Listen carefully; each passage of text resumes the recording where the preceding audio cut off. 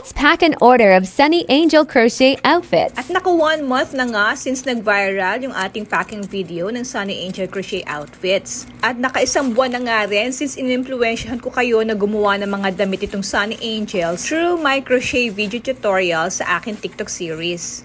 Gusto ko na nga buuin ang Happily Crocheters. Kaso ito na nga, na busy hands ang mamsya ninyo sa mga pa-orders. Hindi actually ito yung plan ko, pero tatanggihan ko ba yan? Grasya, di ba? Plus natutuwa ako kasi hindi lang naman clients na nadadagdagan. Nagkakaroon ako ng mga bagong kaibigan, bagong mga anak-anakan. Hindi ko man magawa pa na sumali dun sa mga Sunny Angels na group.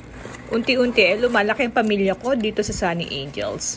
At sobrang natutuwa talaga ako sa mga nagkaroon ng business opportunity dahil dito sa aking mga video tutorials. Thank you so much sa mga pag-tag, pag-mention, pag-acknowledge kay The Happily Ever Crafter Mom.